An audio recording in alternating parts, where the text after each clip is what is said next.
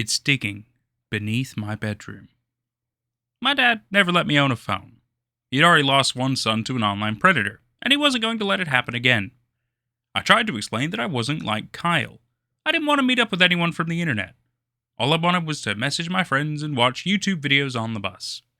But Dad wouldn't have it. Since Kyle disappeared, I barely left my room.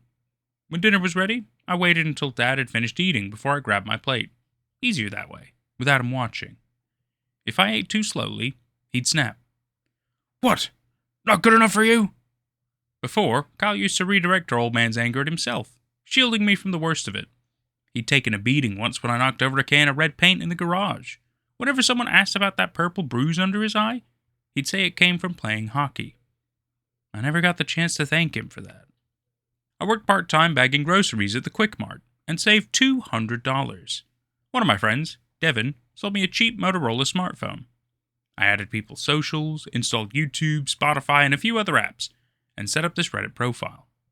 I couldn't risk Dad finding out the phone, so I pried up a floorboard in our bedroom, my bedroom, to hide it. I had to keep reminding myself of that. Without Kyle, there was no more our room, our desk, or our wardrobe. It was all mine, and that's all it would ever be.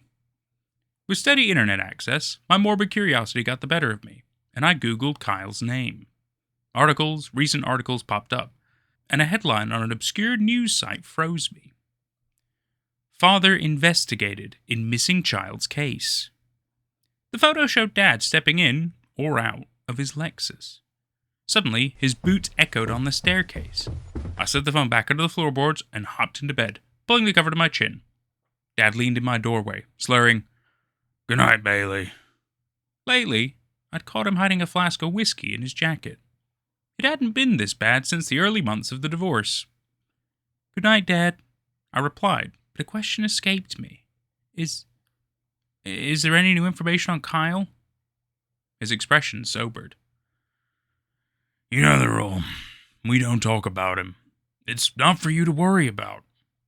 When he left, he kept the door ajar. I considered closing it, but if he went to the bathroom during the night and found it shut, he'd chew me out. I rolled onto my side and tried to sleep. I was beginning to drift off, my thoughts bleeding into hazy dreams, when the sound started. It reminded me of nails on skin or a shovel in dirt. I looked down at the floorboard I'd hidden the phone under, and the scratching stopped. As if it were saying, "Yes, it's me. I'm here." Had I left Spotify playing by mistake? Carefully, I slipped from the bed and crouched by the floor, glancing at the door to be sure Dad wasn't watching. I pressed my ear to the boards and listened. Then I recognized the sound. Fingers clawing through soil, as if something was climbing up from beneath the house. I jumped back into bed and closed my eyes, desperately trying to ignore the sound. It was an absurd thought, not one a rational mind interprets. Yet I couldn't bring myself to lift the floorboard and look inside. The next morning, I asked Dad what it could be. He had an immediate answer. Rats. They'd probably nested in the walls and floor. One must have fallen into a gap and trapped itself. Night after night, the scraping continued. I wondered how long a rat could survive. 5 days, a week. By the end of 2 weeks, I knew it couldn't be a rat. The sounds grew louder, closer. At times, when there was no wind outside, I'd hear weak, whistling breaths creeping up from the floorboard. I forced myself to endure it for 2 more days, determined to block out the noises until they faded. Until last night, when everything changed. The scratching began as usual around 2 or 3 in the morning, but after a few hours, it stopped. Silence stretched, and for a peaceful moment, I thought it may have stopped. But then the scraping resumed. Rougher. Fingernails against wood. The loose floorboard wobbled open as something shifted beneath. Too terrified to look, I grabbed a stack of textbooks and placed them onto the board. The wobbling ceased, but on the other side, the scratching continued. I stayed awake until dawn, and at first light, I finally removed the textbooks and lifted the floorboard. Inside, my phone was gone, fallen into what had replaced it, an arm-sized hole leading into blackness. My heart pounded as I stared down the void.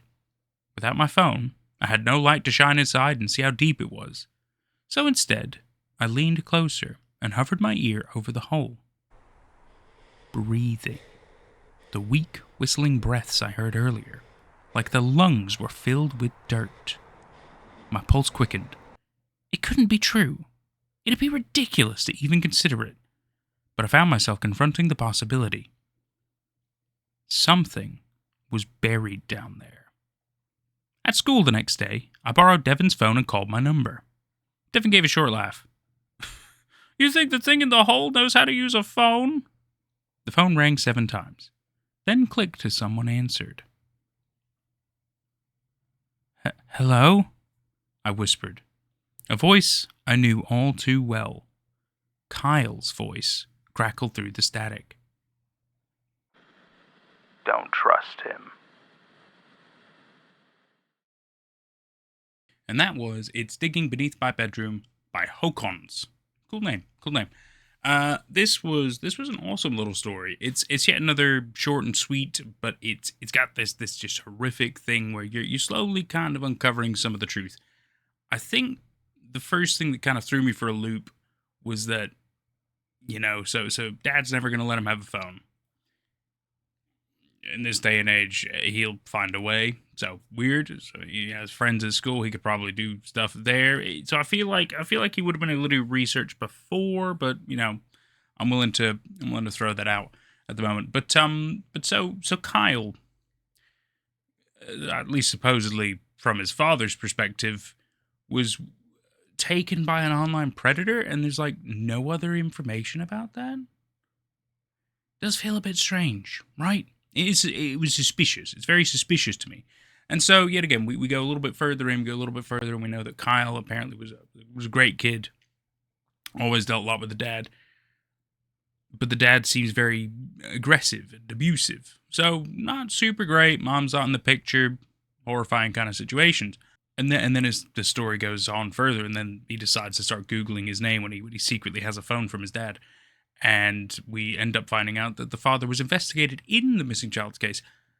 How do you keep that hidden as well from Bailey? It's strange. Clearly Bailey's just completely separated from society, but still allowed to go to school.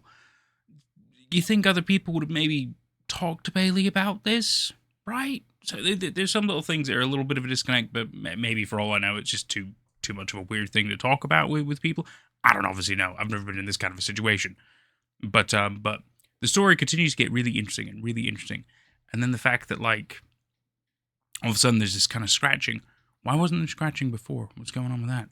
And inevitably gets all the way up to where the room was, where Bailey's sleeping. But also, we have to remember, this was also Kyle's room. And, tries to bust through the floorboard, fails because Bailey put some books down on the floorboard to prevent that. But then takes the phone. What was the plan with the phone? Call the police? I'm not entirely sure. Maybe it was just an accident. Didn't mean to take the phone, but conveniently has a phone because it fell down the hole. Didn't know how to put it back up, even though clearly there was a way for them to be up there in the first place. That's why they were able to dig that high. Why did they decide to disappear? Why did they decide to stop? I'm not sure. But anyway, I also like the fact that, the idea from Bailey was to call the phone. And then Kyle picks up. I thought that was all great. I really enjoyed that. So here's where it gets interesting. Because there could be a number of things going on here, right? So obviously we have an abusive dad, most likely either killed Kyle or just buried him alive, got rid of him or something. I get the feeling that Kyle is dead, though. I'm pretty sure we can all kind of confirm that. So then the question becomes, are we dealing with some kind of a sentient, smart zombie Kyle? Or are we dealing with more of a vengeful spirit type scenario that's maybe more manifest physically?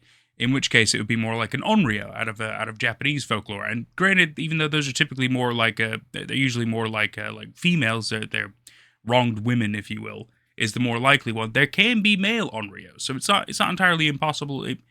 I don't see it as an impossibility. I think it's an interesting discussion to be had. What are your thoughts? What do you think it is that's caused it down there? What do you think is going on?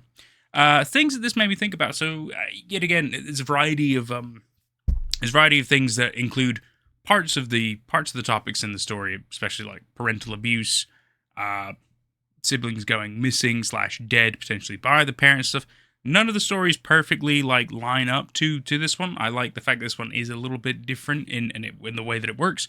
So no true films or TV shows or anything really immediately kind of lined up in my brain for this. But funnily enough, a game did. Even though the game doesn't fully line up story wise with the like abusive parent and stuff like that, but it does line up with the fact that somebody's living in a house and there is something underneath the house that is kind of going to mess with the people in the house. And the game is called I Live Under Your House, conveniently enough. And I did a little playthrough of these before, so I'll go ahead and pop a link in the. I'll pop a link somewhere. There's probably like an info card maybe up there. I think is where they appear. I'll pop that up there in case you want to see that.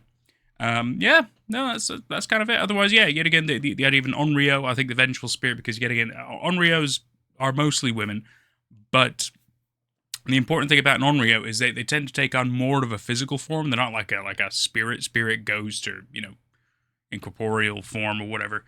They're more physically manifestations, which sounds a little bit more what's going on here, unless yet again you go with the somewhat smart zombie route, which I suppose you could. But for me, it doesn't really fit.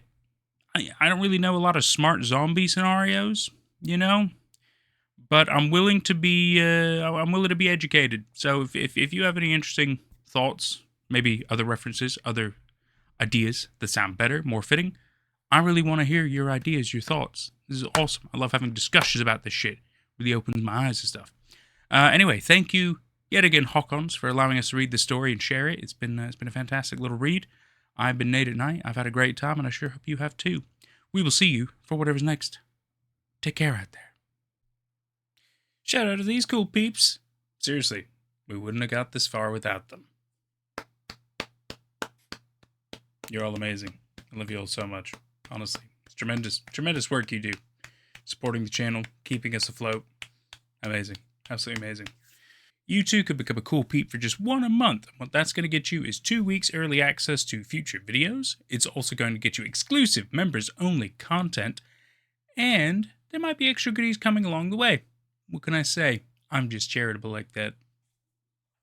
You can also show your support by tipping through either Super Chats, Super Thanks, both on YouTube, or through my Streamlabs.com URL, which will be in the description of future videos below. Cheers for now, guys.